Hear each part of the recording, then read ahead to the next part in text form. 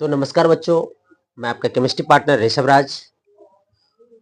और आज फिर हम चैप्टर सेकंड सॉल्यूशन के कुछ टॉपिक जो आपके बोर्ड एग्जाम में ऑब्जेक्टिव बन के आता है उसको लेकर आए हैं, और जो बहुत बेहतरीन है, जिससे हम बहुत सारे चीज को सीख सकते हैं, ऐसा ये टॉपिक है। और इसमें से ऑब्जेक्टिव्स आते हैं। तो आइए हम इस टॉपिक को स्टार्ट करें।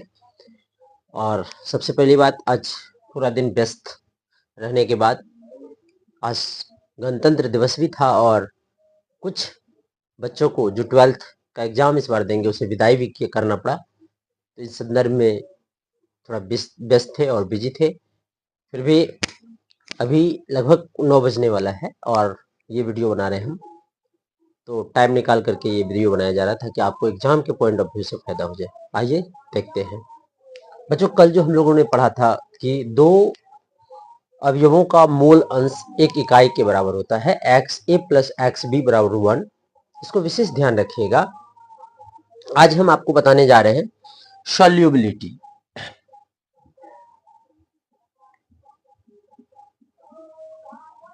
सॉल्युबिलिटी जिसको बच्चों हम कहते हैं विलेयता। क्या कहते हैं? विलेयता। बहुत इंपॉर्टेंट बात है सर, विलेयता क्या होता है? तो किसी भी पदार्थ को विलायक में और विलयन में और कितना घोला जा सके, इसे ही तो विलेयता कहते हैं। आइए यहां से जो ऑब्जेक्टिव आता है वो देखते हैं हम। पहले तो एक चीज याद रखिए बच्चों, लाइक डिसॉल्व लाइक। सर इसका मतलब क्या हुआ? इसका मतलब हुआ जैसा है वैसे में घुलता है, जैसा है वैसे में घुलता है। लाइक डिसॉल्व लाइक, जैसा है वैसे में घुलता है। Like dissolve like. तो लाइक डिसॉल्व लाइक का मतलब हुआ, जैसे इसका सही मीनिंग क्या होता है? तो सबसे पहला सही मीनिंग होता है कि जैसा है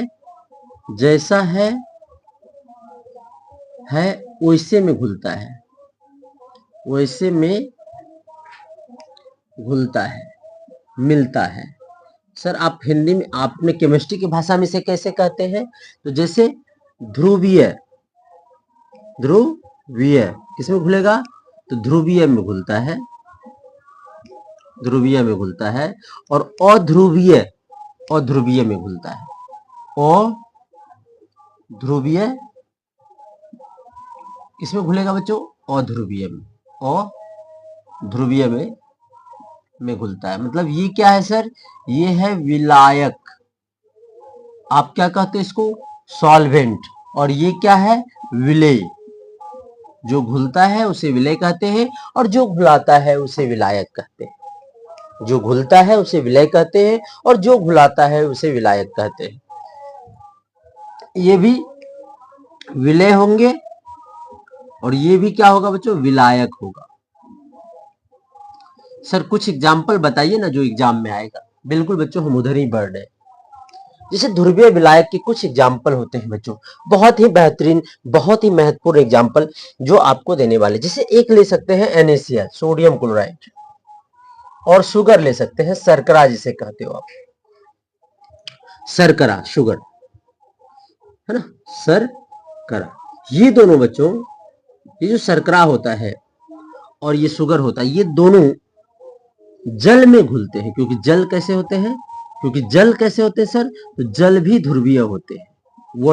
water is also polar, and NaCl and sugar is also polar. So they both are polar, so dissolve in the polar solvent. And anthracene, क्या कहते हो आप? एंथ्रासीन। और भी कुछ है सर क्या? हाँ है ना, नैप्थेलीन। अच्छा ये कैसा होता है? ये होता है अध्रुवीय। और सर किसमें घुलता है? तो इसको घुलने के लिए अध्रुवीय विलायक लाना पड़ेगा। अध्रुवीय विलायक का काम कौन करता है? तो इसमें आता है बच्चों बेंजीन। बेंजीन याद रखिएगा। बहुत मजेदार बात है कि सर एंथ्रासीन और नैप्थेलीन बेंजीन में घुलता है, जबकि NaCl और शुगर जल में घुलता है। इस बात को विशेष याद रखना। HCl भी जल में घुलेंगे। हमारा जो टॉपिक था लाइक डिसॉल्व लाइक, इसका मतलब क्या हुआ? जैसा है वैसे में घुलता है। ध्रुवीय ध्रुवीय में घुलता है, अध्रुवीय अध्रुवीय में घुलता है। polar dissolve in polar solvent and non-polar dissolve in non-polar solvent। ये बहुत इंपॉर्टेंट बात है, कौन किसमें घुलता है, कौन कैसे घुलता है, क्यों घुलता है, इसका मेन कारण ये है बच्चों। आइए कुछ और बताएं। एक क्वेश्चन और आता है बच्चों जो बहुत ही इंपॉर्टेंट है। क्वेश्चन क्या है सर? क्वेश्चन है कि सॉल्युबिलिटी किस पर डिपेंड करता है? सॉल्युबिलिटी डिपेंड ऑन, विलेयता निर्भर करता है, विलेयता निर्भर करता है। बहुत इंपॉर्टेंट है बच्चों, किस किस बात पर निर्भर करता है विलेयता, तो इस बात को आप देखिएगा। विलेयता निर्भर करता है एक में बच्चों नेचर ऑफ सॉल्यूट, सॉल्यूट की प्रकृति पर। विलेय की, याद रखिएगा ऑब्जेक्टिव है विलेय की प्रकृति पर, प्रकृति विलेय का कैसा है इस पर निर्भर करता है। दूसरा भी किसी पर निर्भर करता है बच्चों? यस सर, दूसरा निर्भर करता है टेम्परेचर पे, टेम्परेचर बोले तो ताप पर। और तीसरा भी निर्भर करता है, यस करता है ना, प्रेशर पे, प्रेशर बोले तो दाब पर। तो किस किस पर निर्भर करता है? विलेयता निर्भर करता है विलेय की प्रकृति पर, टेम्परेचर ताप पर और प्रेशर दाब पर। एक ऑब्जेक्टिव यहां से आ सकता है कि विलेयता किस किस बातों पर, किन किन बातों पर निर्भर करता है। और दूसरा यहां आ सकता है NaCl और शुगर किसमें घुलता है? जल में, क्योंकि जल भी ध्रुवीय और ये भी ध्रुवीय। और एंथ्रासिन और नैप्थलीन किसमें घुलता है? तो बेंजीन में, क्योंकि ये भी अध्रुवीय और बेंजीन भी अध्रुवीय होता है। इस बात को याद रखने हैं। अंग्रेजी मीडियम के बच्चे होते हैं तो वो कैसे बोलेंगे कि like dissolve like, polar solvent, polar solute dissolve in polar solvent and non-polar solute dissolve in non-polar solvent. Like NaCl and sugar, they both are polar, so dissolve in water. And in case of non-polar, anthracene and naphthalene is non-polar solute, so dissolve in benzene, because benzene is also a non-polar solvent, act as non-polar solvent। ये है main बात। आइए, अगर आपसे कभी पूछ दे 2 number में क्यों न NaCl और शुगर जल में ही घुलता है जबकि एंथ्रासिन और नैप्थलीन बेंजीन में, तो आंसर देंगे क्योंकि ये जैसा है वैसे को घुलता है, इसलिए NaCl और शुगर ध्रुवीय है इसलिए जल में घुलता है, जबकि नैप्थलीन और एंथ्रासिन अध्रुवीय है इसलिए बेंजीन अध्रुवीय होता है जिसमें आसानी से घुलता है। तो इस बात को विशेष याद रखिएगा।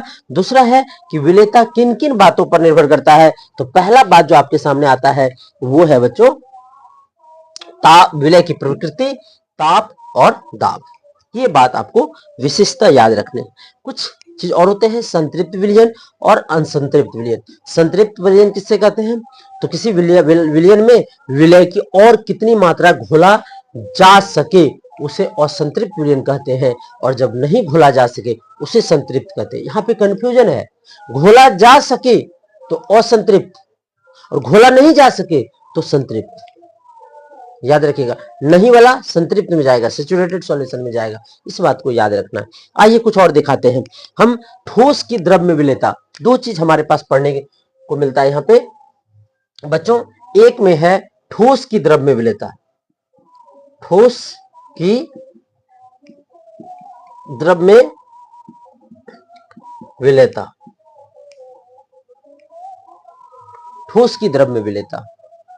और दूसरा है गैस की द्रव में विलेयता, गैस की द्रव में विलेयता,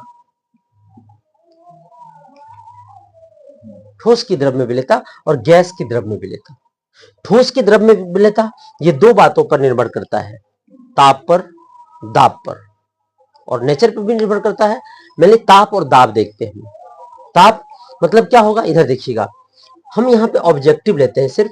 ठोस की द्रव में विलेयता, ताप बढ़ाएंगे, ताप बढ़ेगा तो ठोस की द्रव में विलेयता बढ़ेगा, बढ़ेगा। याद रखिएगा, कब बढ़ेगा? जब प्रोसेस उष्मा शोषी होगा। कब बढ़ेगा? जब प्रोसेस क्या होगा, उष्मा शोषी होगा। इस बात को याद रखा जाए। कब बढ़ेगा? जब प्रोसेस उष्मा शोषी होगा। और उष्मा शोषी के लिए डेल्टा H का मान आपको बताए थे पॉजिटिव होता है। क्या होता है? धनात्मक होता है।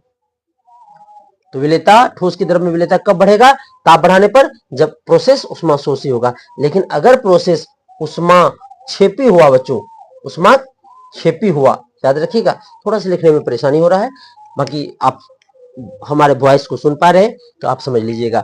ये क्या है? डेल्टा एच का मान अगर नेगेटिव हुआ तो ताप बढ़ाने पर विलेयता घटता है बच्चों। विलेयता क्या होता है? घटता है। ये भी ऑब्जेक्टिव है। उष्माशोषी प्रक्रम के लिए ताप बढ़ाने पर ठोस की द्रव में विलेयता बढ़ेगा और ताप घटाने पर ठोस की द्रव में विलेयता घटता है। इस बात को विशेष याद रखा जाए। आइए गैस की द्रव में विलेयता की बात करते हैं। गैस की द्रव में विलेयता की क्या बात करें? अगर प्रोसेस, ये ऑलवेज उष्माशोषी प्रोसेस होता है, ये सिर्फ उष्माक्षेपी प्रक्रम होते हैं, उष्माक्षेपी होता है। मतलब डेल्टा एच का मान इसके लिए क्या होता है? ऑलवेज नेगेटिव होता है। मतलब ताप बढ़ाने पर, क्या कहता है? ताप बढ़ाने पर गैस की द्रव में विलेयता घटता है। क्या होता है? ताप बढ़ेगा तो गैस की द्रव में विलेयता घटता है। इस बात को याद रखिएगा, घट जाता है। अगर ताप बढ़ता है तो गैस की द्रव में विलेयता घट जाता है। जैसे गर्म पानी में ऑक्सीजन ज्यादा मिलेगा या ठंडे पानी में, तो क्वेश्चन आंसर जाता है कि गर्म पानी में ऑक्सीजन की मात्रा कम होती है, ठंडे पानी में ऑक्सीजन की मात्रा अधिक होती है। इसलिए जलीय जीव ठंडे पानी में रहना पसंद करते हैं। एक बार क्वेश्चन आया था, why the aquatic animal feel more comfort in cold water with respect to hot water? क्यों जलीय जीव ठंडे पानी में अधिक रहना पसंद करते हैं गर्म पानी के सापेक्ष में? तो आंसर है क्योंकि गैस की द्रव में विलेयता एक उष्माक्षेपी प्रक्रिया है, इसके लिए डेल्टा एच का मान नेगेटिव होता है, और जब डेल्टा एच का मान नेगेटिव होता है तो ताप बढ़ने पर विलेयता घटता है। इसलिए गर्म पानी में ताप, अगर पानी का ताप बढ़ गया तो उसमें ऑक्सीजन की विलेयता घट जाएगा, जिसके कारण ऑक्सीजन कम मिलने पर जीवों की मृत्यु हो जाएगी। इसलिए ठंडे पानी में जीव रहना पसंद करते हैं, जबकि गर्म पानी में जीव रहना पसंद नहीं करते हैं। ये मेन मुद्दा है, ये मेन कारण है बच्चों। आइए गैस की द्रव में विलेयता के लिए कुछ नियम दिए गए। कुछ नियम क्या दिए गए? अच्छा एक बात और है, यहाँ पे तो ताप की बात कर लिए, लेकिन दाब, यहां भी दाब आएगा बच्चों। अगर दाब हुआ आया तो क्या होगा? अच्छा, दाब अपरिवर्तित रहता है, अपरिवर्तित, मतलब दाब बढ़ाने पर घटाने पर ठोस की द्रव में विलेयता पर कोई प्रभाव नहीं पड़ता है। कारण क्या है? चीनी को कितना भी गर्म कर दे, चीनी को हम पानी में डाल करके और दबाए तो क्या जल्दी घुल जाएगा? नहीं, कोई प्रभाव नहीं पड़ेगा। लेकिन यहाँ पे पड़ता है, दाब बढ़ाने पर विलेयता बढ़ता है, क्योंकि पानी का डिजोल्यूशन बढ़ जाता है, गैस का पानी में डिजोल्यूशन बढ़ जाता है बच्चों। ये बात याद रखना है, ताप बढ़ाने पर ठोस की। अब यहाँ पे बच्चों दो लॉ आते हैं, एक आता है हेनरी का नियम, एक होता है राउट्स का नियम। दोनों नियम बहुत इंपॉर्टेंट है, आप ध्यान से सुनिएगा। हेनरी कहता है गैस के लिए आया, और राउट्स जो है कॉन्सेंट्रेशन ऑफ सॉल्यूशन, विलयन की सांद्रता के लिए आया, ठोस की द्रव में विलेयता के लिए आया। हेनरी क्या कहता है सर? बोला कि किसी भी गैस की आंशिक दाब उसके मोल अंश के समानुपाती होता है, आंशिक दाब उसके मोल अंश के समानुपाती होता है। और हेनरी का क्या कहना था, राउट्स का क्या कहना था कि आंशिक दाब मोल अंश के समानुपाती होता है, लेकिन ये गैस के लिए नहीं था, ये कुछ और के लिए था। फिलहाल तो आप इसे देखें, हमने जो बताया है, और इसके बाद हम हेनरी के नियम और राउट्स के नियम को लेकर चलेंगे। हेनरी का नियम क्या कहता है? हेनरी लॉ, हेनरी का नियम, इसके लिए याद रखिएगा, आंशिक दाब मोल अंश के समानुपाती होता है। यानी हम लिख सकते हैं बच्चों, ये लिख सकते हैं कि P dash is equal to KH into x. KH क्या है? KH है हेनरी नियतांक। KH को क्या बोलते हैं? KH को हेनरी नियतांक बोलते हैं। इस बात को याद रखिएगा, हेनरी नियतांक KH को बोला जाता है। बहुत इंपॉर्टेंट आज के एग्जाम्पल में जो थोड़ा सा टॉपिक लिया गया है बच्चों, इसे बहुत अच्छे से याद रखिएगा। क्यों? क्योंकि थोड़ा सा मिस्टेक हो रहा है। कल होगा तो कल से हम आपको अपने क्लासरूम में ही वीडियो बना के डालेंगे। या फिर बोर्ड का अरेंजमेंट ठीक ठाक करेंगे, बिकॉज यहाँ पे छोटा बोर्ड रहने के कारण हम अच्छी तरीके से पूर्ण रूप से इस बात को एक्सप्लेन नहीं कर पाते हैं कि हम क्या बताना चाहते हैं आपको। तो बच्चों ये देख लीजिए, आप एक बार फिर से रिपीट करते हैं हम आपको। सॉल्युबिलिटी विलेयता लाइक डिजोल्व लाइक, जैसा है वैसे में घुलता है। और सबसे पहली बात, ध्रुवीय विलय ध्रुवीय विलायक विलायक में घुलता है, जबकि अध्रुवीय विलय अध्रुवीय विलायक में घुलता है। इसी प्रकार NaCl और शुगर ये ध्रुवीय होते हैं, तो जल भी ध्रुवीय होता है, इसलिए ये दोनों इसमें आसानी से घुल जाता है। जबकि एंथ्रासीन और नैप्थलीन अध्रुवीय होते हैं और बेंजीन भी अध्रुवीय होते हैं, इसलिए आसानी से इसमें घुल जाता है। आगे आइए देखते हैं। हमने और एक चीज बताया, विलेयता निर्भर करता है विलय की प्रकृति पर, ताप पर और दाब पर।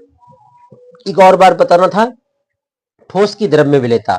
ठोस की द्रव्य विलेयता लासतेलिए के अनुसार, लिचट्रियस के अनुसार उष्माशोषी भी होंगे और उष्माक्षेपी भी होंगे ताप के क्रम में। अगर उष्माशोषी हुआ तो डेल्टा H का मान पॉजिटिव होता है, और जब डेल्टा H का मान पॉजिटिव होगा तो ताप बढ़ाने पर विलेयता बढ़ेगा। लेकिन अगर उष्माक्षेपी हुआ तो डेल्टा H का मान नेगेटिव होता है। इस क्रम में ताप बढ़ाने पर विलेयता घटता है, लेकिन दाब बढ़ाने पर कोई परिवर्तन नहीं पड़ता है, अपरिवर्तित रहता है। तो अगर आपसे ऑब्जेक्टिव पूछा कि ठोस की द्रव्य विलेयता किस पर निर्भर नहीं करता है, तो हम ताप दाब दोनों कोई नहीं, तो क्या जाएगा आंसर, दाब जाएगा। ठीक है, इसमें क्या होगा सर, इसमें गैस की द्रव्य विलेयता उष्मा हमेशा ऑलवेज उष्माक्षेपी होता है। याद रखिएगा, पूछेगा गैस की द्रव्य विलेयता होता है उष्माशोषी उष्माक्षेपी दोनों और कोई नहीं, तो आप कहेंगे उष्माक्षेपी होता है, इस बात को याद रखिएगा। और उष्माक्षेपी होगा तो डेल्टा H का मान पॉजिटिव नेगेटिव होगा। इस क्रम में बच्चों ताप बढ़ाने पर विलेयता घटता है, दाब बढ़ाने पर विलेयता बढ़ता है, इस बात को याद रखिएगा। हमने हेनरी के छोटे से नियम बताए। उसने कहा था कि गैसों का आंशिक दाब उसके मोल अंश के समानुपाती होता है, इसलिए इसको हटाते हैं समानुपाती को, कुछ लगाते जैसे KH लगाए तो P डैश आंशिक दाब बराबर KH इंटू एक्स, जिसमें KH क्या है, हेनरी नियतांक है, हेनरी कांस्टेंट। सेम टेम्परेचर पे डिफरेंट गैस के लिए हेनरी लॉ कांस्टेंट का मान डिफरेंट होता है, भिन्न भिन्न होता है। इस बात को आप विशेष करके याद रखिएगा, विशेष करके याद रखिएगा। चलिए, तो आज हम यहीं तक रुकेंगे। कल से हमारा वीडियो बहुत ही बेहतरीन तरीके से आएगा बच्चों, क्योंकि आज हम लोग गणतंत्र दिवस को का प्रोग्राम को समापन करके अभी जस्ट आए हैं और फिर आपके सामने वीडियो लेकर आए हैं। धन्यवाद, फिर मिलते हैं। खुश रहिए, खूब पढ़िए। और 72 घंटा बाद आपका एग्जाम है बच्चों, तो 72 घंटे के बाद बस एक दो दिन बीतते ही आपका एग्जाम शुरू हो जाएगा, इसलिए द बेस्ट, खूब रिवीजन कीजिए, मस्त रहिए। धन्यवाद, जय हिंद।